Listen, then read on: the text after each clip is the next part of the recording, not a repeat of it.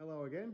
So Sunday night update, and we thought we'd mix it up a little bit this week and bring the engine into play.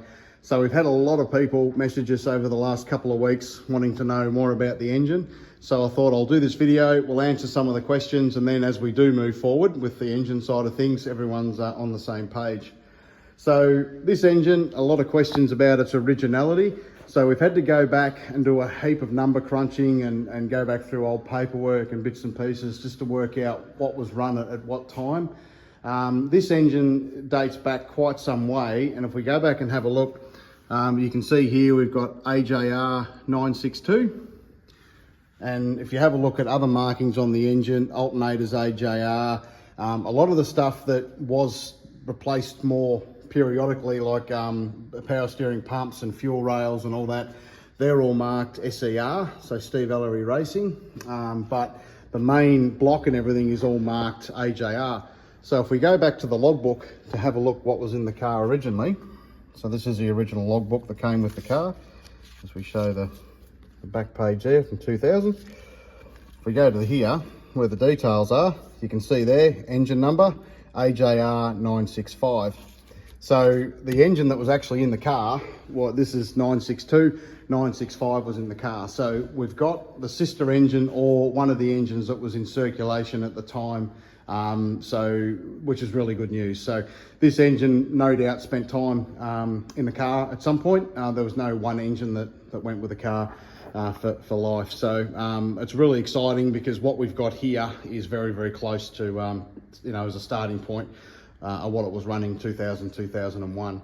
So that was really exciting. Other questions, does it run?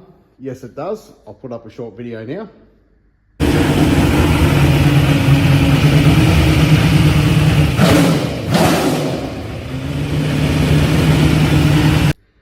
So that video was taken before we bought the car.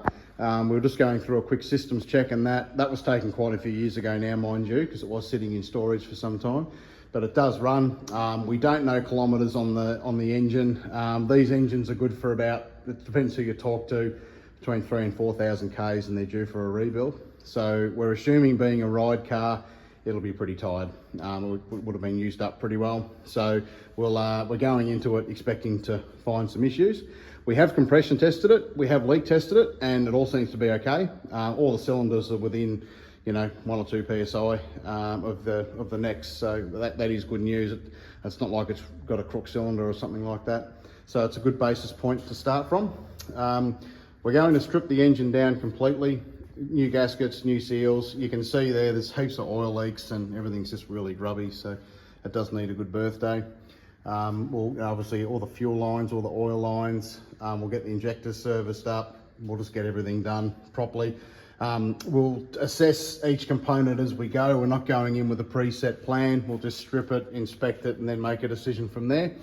If you have a look in the back here to see what I mean with the condition of everything, at the throttle bodies and that, all the linkages are just covered in dirt and grime. So everything really needs to be cleaned up and set back to how it should be. So we're about to rip into that and get it all cleaned and tidied up. Anything that's not period correct, obviously we'll change that as the engine goes back together, if it's possible.